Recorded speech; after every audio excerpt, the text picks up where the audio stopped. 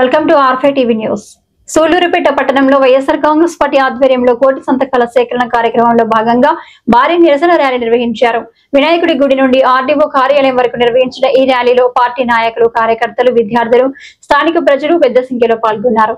అనంతరం ఆర్డీఓ కార్యాలయంలో వినతి పత్రం సమర్పించారు. ఈ సందర్భంగా మాజీ ఎమ్మెల్యే సూళ్లూరుపేట నియోజకవర్గ సమన్వయకర్త కిలివేటి సంజీవయ్య మాట్లాడుతూ, కూటమి ప్రభుత్వం మెడలి వంచైన మెడికల్ కాలేజీల ప్రైవేటీకరణను అడ్డుకుంటాం, ప్రజల ఆరోగ్యం, విద్యా హక్కులను ప్రైవేట్ చేతుల్లోకి అప్పగించడం ప్రజాస్వామ్యానికి విరుద్ధమని తీవ్రంగా విమర్శించారు.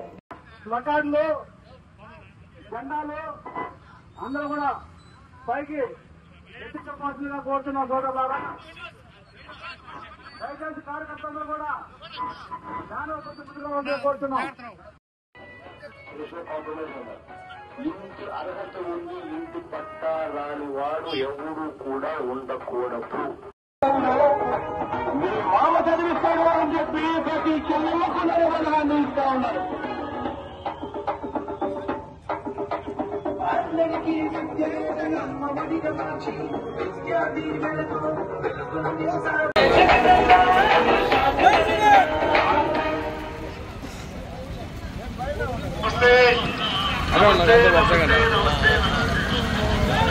నమస్తే అక్కయ్య, నమస్తే చెల్లెమ్మ, నమస్తే నమస్తే అక్కయ్య, నమస్తే చెల్లెమ్మ.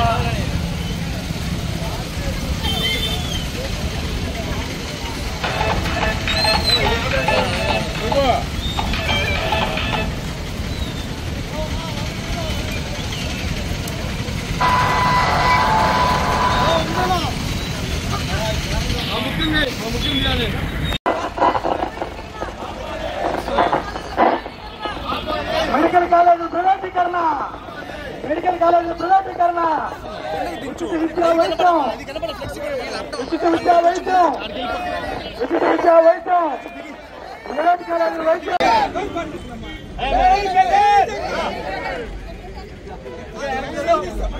జగన్మోహన్ రెడ్డి గారి నాయకత్వం, జగన్మోహన్ రెడ్డి గారి నాయకత్వం.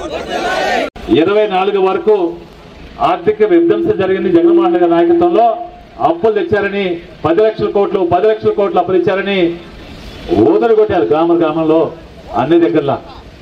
అయితే వాళ్ళే అధికారంలోకి వచ్చినంత అసెంబ్లీ సాక్షిగా వాళ్ళే చెప్పారు, జగన్మోహన్ గారు చేసిన అప్పు 3,50,000 కోట్లు మాత్రమే అని. 3,50,000 కోట్ల రూపాయలు మాత్రమే. అది కూడా 5 సంవత్సరాల్లో జగన్మోహన్ గారు చేసిన అప్పు 3,50,000 కోట్ల రూపాయలు మాత్రమే. మరి అంతకు ముందు జగన్మోహన్ రెడ్డి గారు అధికారంలోకి వచ్చేటప్పటికే ఆయన ఒక 3 లక్షల కోట్లు అప్పు పెట్టున్నారు. మొత్తాన్ని కలిపి 6-9 లక్షల కోట్లు ఉంటే మరి ఈయన 10 కోట్ల రూపాయలు అప్పులు ఇచ్చారని చెప్పారు. మరి ఈరోజు ఈ రాష్ట్రంలో ఆర్థిక విధ్వంసం జరిగిందన్న వ్యక్తి ఈరోజు నాయకులందరూ మాట్లాడతారు. జగన్మోహన్ రెడ్డి గారు ఆర్థిక విధ్వంసం తెచ్చారు, అప్పులు చేశారు, చంద్రబాబు నాయుడు గారు కాబట్టి సంపద సృష్టించి పాలన సాగిస్తారని. మరి ఆయన రుచి చేసే సంపద ఏం తెలుసా? ఈరోజు 18 నెలలైంది. 18 నెలలు సాధించిన కార్యక్రమం ఏ ముఖ్యమంత్రి కూడా ఆలోచించాలి. ప్రజలకి మెరుగైన వైద్యం అందాలి, పేదవాడు ఖచ్చితంగా వైద్యం